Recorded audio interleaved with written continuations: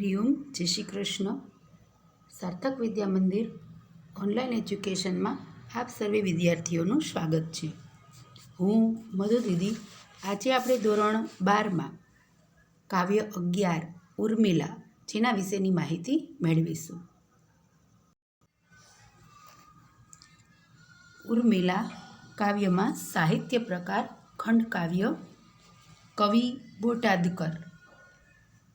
કવિ બોટાદકરનું પૂરું નામ દામોદર ખુશાલદાસ બોટાદકર. ત્યાર પછીનો પ્રશ્ન એવો પણ બની શકે, ઉર્મિલા કાવ્યમાં કયા કયા છંદો વપરાયા છે? તો મંદાક્રાંતા, અનુષ્ટુપ અને શાર્દુલ વિક્રીડિત. ત્યાર પછીનો પ્રશ્ન, સ્ત્રોતસ્વિની, નિર્ઝરિણી અને રાસતરંગિણી શૈવલીની જે કાવ્ય સંગ્રહો છે એ કોના કાવ્ય સંગ્રહો છે? તો કવિ બોટાદકરના. આવી રીતે કુલ 4 કે 5 પ્રશ્ન હેતુલક્ષી બને છે. બોટાદકર વિશે માહિતી મેળવીએ તો બોટાદકરનો જન્મ 1870માં થયેલો અને અવસાન 1942માં.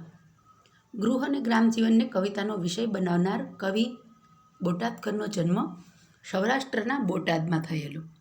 તેઓએ માત્ર 6 ધોરણ સુધીનો જ અભ્યાસ કરેલો છે. સંસ્કૃત ભાષા સાહિત્યના તેઓ સારા એવા અભ્યાસી હતા. મુખ્યત્વે તેમણે કાવ્યો રચેલા છે. કાવ્ય સંગ્રહો વિશે મેં તમને કીધું એમ કે એમના મુખ્ય કાવ્ય સંગ્રહો 4 છે: સ્ત્રોતસ્વિની, નિર્ઝરિણી, રાસતરંગિણી અને શૈવલીની. કવિતામાં એમણે પ્રકૃતિ અને ગ્રામજીવનને વધારે પડતા લીધેલા છે. રાસ એ એક પ્રકારની એમની રચના પણ એમણે આપેલી છે. આપણા કાવ્ય વિશે જોઈએ તો એક ખંડકાવ્ય છે. આ ખંડકાવ્યમાં કોઈ વિશિષ્ટ પ્રસંગના આશ્રયને મુખ્યત્વે વિવિધ ભાવનું છંદો વૈવિધ્ય સાથે એમણે નિરૂપણ કર્યું છે. વૈધક ભાવ નિરૂપણ અને હૃદય સંઘર્ષ, જીવન રહસ્ય પણ એમાં પ્રસ્તુત છે. આપણા ખંડકાવ્યમાં લક્ષ્મણ અને ઉર્મિલાના હૃદય ભાવનું આલેખન થયું છે. ઉર્મિલાની લાગણીને વાચા આપવામાં આવી છે. સૌ કોઈ જાણીએ છીએ કે જ્યારે રામને 14 વર્ષનો વનવાસ મળેલો ત્યારે વનમાં રામ અને સીતા જાય છે તો સાથે લક્ષ્મણ પણ તેની સાથે સેવાની ઈચ્છાથી જાય છે. બંધુ નિષ્ઠા બજાવવા એ જાય છે. ત્યારે પોતાની પત્ની ઉર્મિલા છે એની પરવાનગી લેવામાં લક્ષ્મણ આવે છે. ત્યારે પતિ સાથે વનમાં જવાને બદલે ઘરે રહીને વિરહવ્યથા સહન કરશે એવો નિર્ણય ઉર્મિલા લક્ષ્મણને જણાવે છે. ત્યારે લક્ષ્મણ છે એનું બહુમાન કરે છે. એને એક શૂરવીર યોદ્ધા સાથે સરખાવે છે. સૌ કોઈ જાણીએ છીએ કે રામને 14 વર્ષનો વનવાસ રાજા દશરથના કહેવાથી મળેલો. તો રામને વનવાસ મળ્યો છે તો સીતા પણ સાથે જાય છે. શું કામ? એને તો કે પત્ની ધર્મ નિભાવવા. લક્ષ્મણ સાથે જાય છે તો કે બંધુ ધર્મ નિભાવવા. તો આવી રીતે સૌ કોઈ પોતપોતાના ધર્મ માટે જાય છે. ત્યારે ઉર્મિલા છે એ ઉર્મિલા પતિ સાથે નથી જતી, ઘરે રહીને વડીલોનું ધ્યાન રાખે છે, સેવા ચાકરી કરે છે. એટલે આવી રીતે પતિ પત્ની જે પ્રેમ અને કર્તવ્યની તીવ્ર સંઘર્ષ બે અનુભવે છે એનું આ ખંડકાવ્યમાં નિરૂપણ કરવામાં આવ્યું છે. વિવિધ ભાવ સંવેદનો સાથેનું છંદોનું વૈવિધ્ય કવિએ સરસ રીતે પ્રકટ કરેલું છે. હવે પતિની જે પરવાનગી લેવાની રીત છે, એટલે કે લક્ષ્મણ ઉર્મિલાની પરવાનગી લેવા આવ્યા છે ત્યારે તૈયાર થઈને આવેલા છે. ધનુર્બાણ હાથમાં લીધેલા છે, વનના વાઘા પહેરેલા છે અને આ રીતે તૈયાર થઈને અનુમતિ લેવા જાય છે ઉર્મિલાની. લક્ષ્મણને આ વેશમાં જોઈને ઉર્મિલાને ખૂબ દુઃખ થાય છે. એક રાજવધુ તરીકે લાગણીઓને સંયમમાં રાખે છે અને ત્યાગની મૂર્તિ એવી ઉર્મિલા ન્યાય અન્યાયનો વિચાર કર્યા વગર સમર્પિત ભાવે લક્ષ્મણને એના બંધુધર્મ નિભાવવાના સત્કાર્યમાં સાથ આપે છે. પોતાના ચહેરા ઉપર એક શોકની લકીર પણ ફરકવા નથી દેતી. પતિ જાય છે, 14 વર્ષ પતિ વગર રહેવાનું છે, વિરહવ્યથા સહન કરવાની છે, તેમ છતાંય એ શૂરવીર યોદ્ધા જેવી ઉર્મિલા પોતાના મોઢા ઉપર કદાચ એક શોકની લાગણી દેખાઈ જાય અને લક્ષ્મણ એના બંધુધર્મ નિભાવવામાંથી કદાચ પાછો પડી જાય તો ઉર્મિલાનું શોકાતુર વદન જોઈને લક્ષ્મણને વનમાં પણ જો ઉર્મિલાના જ વિચાર આવે તો એ રામ સીતાની સેવા સારી રીતે ન કરી શકે.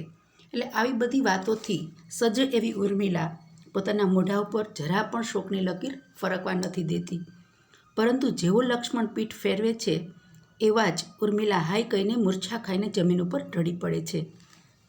એટલે આવી રીતે આ ખંડકાવ્યમાં ઉર્મિલાને સૌ સ્ત્રીઓ માટે આદર્શરૂપ એક મુઠ્ઠી ઉચેરી નારી, એટલે નારીની જે સહનશક્તિ છે એની વાત આ ઉર્મિલા દ્વારા સમજાવી છે. ભારતીય સમાજમાં જે અમર સ્થાન ધરાવી એવી સ્ત્રીઓ છે એમાં એક ઉર્મિલા પણ છે. ઉર્મિલાનો પરિવાર ધર્મ, પતિ ધર્મ અને રઘુકુળની પ્રતિષ્ઠાને સેજ પણ આંચ ન આવે એવો અભિગમ કવિનો છે, જે વાચકના હૃદયને સ્પર્શી જાય છે. એટલે આ રીતે જે લક્ષ્મણ અને ઉર્મિલા વચ્ચે વાર્તાલાપ થાય છે એ વાર્તાલાપ આપણા કાવ્યમાં આપણે જોઈશું. કાવ્યની શરૂઆત છે, તૈયારી કરેલો આવીને લક્ષ્મણ આવતો દેખાય છે, એ સાથે કાવ્યની શરૂઆત થાય છે. અને જેવો લક્ષ્મણ જાય છે કે ઉર્મિલા મૂર્છા ખાઈને ઢળી પડે છે, ત્યારે કાવ્યનો અંત આવે છે. હવે આપણે જોઈએ કાવ્ય. પહેલી 4 પંક્તિ છે મંદાક્રાંતા છંદમાં લખાયેલી છે. શોકાવેશે હૃદય ભરતી કંપતી ભીતિઓથી, ને ચિંતાથી જ્વલિત બનતી સંભ્રમે વ્યગ્ર થાતી. ભીતિ એટલે ભય, અને સંભ્રમે એટલે ગભરાટ સાથે. શોકાવેશથી હૃદય ભરતી, શોકથી હૃદય ઘેરાયેલું છે અને ભયથી કંપે છે. ચિંતાઓથી જ્વલિત બનતી, એટલે ચિંતાઓ એનામાં પ્રજ્વલિત છે. ચિંતા મનમાં એને સતત જ્વલનશીલ બનેલી દેખાડે છે. સંભ્રમે વ્યગ્ર થાતી, વ્યગ્ર એટલે વ્યાકુળ થાતી, સંભ્રમે એટલે ગભરાટથી વ્યાકુળ બનેલી છે. વારે વારે સ્વર સમજવા દુર્કઈ કાન દેતી, ઊભી બાળા વિવશ બનીને બારીએ બહાવરી સી. દૂરથી આવતા અવાજોને સાંભળવા માટે કાન માંડે છે. લક્ષ્મણ અને રામ વનમાં જાય છે એટલે અયોધ્યાવાસીઓ અંદર જે વાતચીત કરે છે અને મહેલમાં જે કાંઈ વાતચીત ચાલે છે એ સમજવા માટે એ કાન માંડીને શબ્દો સાંભળવા પ્રયાસ કરે છે. સમજવા કૃદંત બને છે. ઊભી બાળા વિવશ બનીને બારીએ બહાવરી સી. વિવશ એટલે લાચાર, બાવરી એટલે ગભરાયેલી. વિવશ છે, લાચાર છે અને બારીએ ઊભી પતિની રાહ જુએ છે. ત્યાર પછીની પંક્તિ છે એ અનુષ્ટુપ છંદમાં લખાયેલી છે. ધનુર્બાણ ગ્રહી હાથે ને વાઘા વનના સજી, દૂરથી આવતો દેખે વાલાને કંઈક વેગથી. વાલો એટલે લક્ષ્મણ. ધનુર્બાણ હાથમાં ગ્રહી એટલે પકડેલા છે, અને વનના વાઘા, વનના વસ્ત્રો પહેરેલા છે. વેગેથી આવતો, દૂરથી પોતાના પ્રિયતમને આવતો જોવે છે. ચિરાયું ચિત ઓચિંતું વજ્રપાત થયો શિરે, ઢળતી સહસા ઊભી સંકટે ગ્રહી દ્વારને. લક્ષ્મણના આ વેશભૂષા જોઈને એનું અંતર ચિરાઈ જાય છે, એના હૃદયમાં દુઃખ થાય છે. ઓચિંતું જાણે વજ્રપાત એટલે વીજળીનો માર થયો હોય, વીજળીનો ઉપર પ્રહાર થયો હોય, એના માથા ઉપર વીજળી પડી હોય એટલું એને દુઃખ થાય છે. એના અંતરમાં લક્ષ્મણના આ વેશ પરિવર્તન જોઈને વીજળીનો કડાકો થાય એવું એનું હૃદય ચિરાઈ જાય છે. પડતા જાણે પડવાની તૈયારીઓમાં છે અને કષ્ટ સાથે દરવાજાને પકડીને ઊભી રહે છે. હમણાં પડી જશે એવા ડર સાથે દ્વારને પકડીને ઊભી રહી જાય. ગ્રહી એટલે પકડેલું, સંકષ્ટ એટલે દુઃખ સાથે દરવાજાને પકડીને ઊભું રહેવાનો પ્રયત્ન કરે છે. હજારો વર્ષમાં તર્કો અંતરે ઉદ્ભવી રહ્યા, તો એ ધૈર્ય ધરી ઊભી સ્વામીને સન્મુખી થવા. હજારો વર્ષમાં તર્ક એટલે વિચારો, હજારો વર્ષમાં વસમાં એટલે દુઃખદાયક, હજારો વિચારો અંતરમાં ઉદ્ભવે છે. પતિ વગર 14 વર્ષ વિતાવાના છે અને પતિને પણ વનના કષ્ટો સહવાના છે, એટલે એવા કેટલાય વિચારો એના અંતરમાં ઉદ્ભવે છે. તોય ધીરજ રાખીને ઊભી છે સ્વામીને સન્મુખી થવા, એટલે સ્વામીની સાથે વાત કરવા તૈયાર છે. કૃતાપરાધ શો આવી ઊભો દિન મુખે પતિ, સંબોધી સ્નેહના શબ્દો વધે ધીમે વિવેકથી. કૃતાપરાધ જાણે કોઈ અપરાધ કર્યો છે, જાણે કોઈ મોટો અપરાધ કર્યો છે એવા ભાવ સાથે દિન એટલે ગરીબ પતિ આવીને ગરીબડા મુખે ઊભો છે. લક્ષ્મણને પણ ખબર છે કે પોતે ઉર્મિલાને મૂકીને જાય છે તો ઉર્મિલાનો કોઈ વાંક નથી. પોતે બંધુધર્મ નિભાવવા જાય છે એટલે પત્નીનો કોઈ વાંક નથી, છતાં પત્નીને આ દંડ જાણે 14 વર્ષનો મળ્યો હોય પતિ વિયોગનો, એવો ભાવ લક્ષ્મણના મનમાં પણ છે. એટલે પોતે ઉર્મિલાનો અપરાધી છે એટલે આવા અપરાધો કર્યા હોય એવા દિનમુખે આવીને ઊભો રહ્યો છે અને ધીમેથી સ્નેહના શબ્દોથી સંબોધન કરે છે અને ધીમેથી વધે એટલે કહે છે, ધીમેથી વાત કરે છે. ત્યાર પછીની 4 પંક્તિ છે શાર્દુલ વિક્રી સંતમાં લખાયેલી છે. વાહલી જાય રઘુપતિ વન વિશે, સીતા જતા સંગમાં, તેના સેવન કાજ સંગ વસવા, મારે જવું સર્વથા. ઉર્મિલાને કહે છે, વાહલી સંબોધન કરીને, રઘુપતિ એટલે કે રામ વનમાં જાય છે, વન વિશે એટલે વનમાં જાય છે અને સાથે સીતા પણ જાય છે. તેના સેવન કાજ, સેવન એટલે સેવા કરવા માટે, તેની સેવા કરવા માટે એની સાથે વસવા મારે પણ જવું છે સર્વથા, એટલે હું પણ રામ સીતાની સાથે જવાનો છું. એટલે આવી રીતે તેની સેવા કરવા કોઈ પણ પ્રકારે, સર્વથા એટલે કોઈ પણ પ્રકારે મારે જવું છે. વેઠે વનવાસના વિકટ હા, કષ્ટો શરીરે અતિ, ને હું મેલ વિશે વસુ, સુખ થકી યોગ્ય ભાસે નહીં.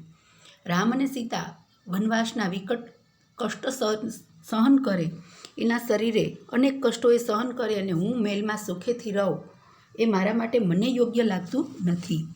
આ 4 પંક્તિમાં આપણે જે વસવા શબ્દ છે એ અને જવું, આ બંને કૃદંતવાચક શબ્દો બને છે. આગળની પંક્તિ છે સંબોધી સ્નેહના. સંબોધી એ ક્રિયાપદ સાથે ક્રિયા થાય છે સંબોધવાની, સંબંધક ભૂતકૃદંત બને છે. એટલે આવી રીતે લક્ષ્મણ આવે છે અને રામ જાય છે, સીતા જાય છે સાથે અને પોતે પણ સાથે જશે, એ રીતે ઉર્મિલાને જણાવે છે પોતાની વાત. એ રજા માંગવા આવ્યો છે કે હું જાઉં એવી રજા નથી માંગતો, પણ માત્ર એટલું કહે છે કે મારે જવું છે, હું મેલમાં રહું સુખથી અને ભાઈ ભાભી કષ્ટ સહન કરે એ મારા માટે મને યોગ્ય લાગતો નથી.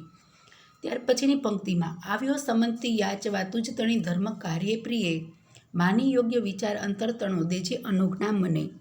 કે આ સંમતિ યાચવા, તારી રજા માંગવા હું આવ્યો છું, તારી સંમતિ લેવા આવ્યો છું, આ ધર્મ કાર્યમાં તું મને સાથ આપજે. બંધુ ધર્મ મારે નિભાવવાનો છે તો તું મને આમાં સાથ આપજે. મારો વિચાર યોગ્ય જ છે એટલે તું મને અંતરથી આજ્ઞા દેજે. તું મને અનુજ્ઞા એટલે આજ્ઞા, તું મને અંતરથી આજ્ઞા દેજે. ના તારો અપરાધ આમ ત્યજવા જેવો લગારે થયો, બંધુ ધર્મ બજાવતા દઉં તને અન્યાય આજે અહો. તારો કોઈ અપરાધ નથી કે મારે તારો ત્યાગ કરવો પડે, એવો કોઈ અપરાધ તે નથી કર્યો. લગારે એટલે જરા પણ, સહેજે પણ બંધુ ધર્મ નિભાવવા માટે થઈને હું તને અન્યાય કરી રહ્યો છું. તારી સાથે હું આજે અન્યાય કરું છું. શું કામ? એમ તો કે મારે બંધુ ધર્મ નિભાવવાનો છે. એટલે આ રીતે ઉર્મિલાની રજા લેવા આવેલો લક્ષ્મણ છે, એ લક્ષ્મણ તૈયાર થઈને જ આવ્યો છે, માત્ર ઉર્મિલાને વાત કરે છે. ત્યાર પછીનું કાવ્ય આપણે પછીના વિડીયોમાં જોઈશું. એ પહેલાં તમને આપણી જે પેપર સ્ટાઇલ થઈ છે જાહેર, એના વિશે વાત કરું કે પહેલાં હેતુલક્ષી પ્રશ્ન છે એ 8 માર્કના પૂછાતા હતા અને એને બદલે 6 માર્કના હેતુલક્ષી છે અને 6 વિકલ્પ મૂકવામાં આવેલા છે. ત્યાર પછી એક વાક્યના પ્રશ્ન છે 4 પૂછાતા હતા, એટલે કે 8 માર્કના પૂછાતા હતા, એ 6 માર્કના છે. અને 2-3 વાક્યના પ્રશ્નો છે એ 2 પૂછાય છે, 4 માર્કમાં કર્યા છે. અને સવિસ્તર પ્રશ્ન 2 પૂછાતા હતા, એને બદલે 1 છે, 4 માર્કનો એક પ્રશ્ન છે. એટલે કુલ આ રીતે આપણી પેપર સ્ટાઇલ જે છે એ 3 માર્કના હેતુલક્ષી, 3 માર્કના MCQ, 4 માર્કના 1 વાક્યના, 4 માર્કના 4-5 વાક્યના 2 અને 4 માર્કનો એક સવિસ્તર. એટલે કુલ 12 અને 4, 8, 8 ને 4 12, 12 ને 3 15 ને 3 18, એટલે કુલ 36 માર્ક ગદ્ય પદ્ય થઈ અને 36 માર્કનું આ રીતે આપણું પેપર હેતુલક્ષી પ્રશ્નો અને બધું બને છે. એટલે આ રીતે તમે પેપર ને પેપર સ્ટાઇલ જે ગ્રુપમાં મૂકેલું છે એ જોઈ લેજો.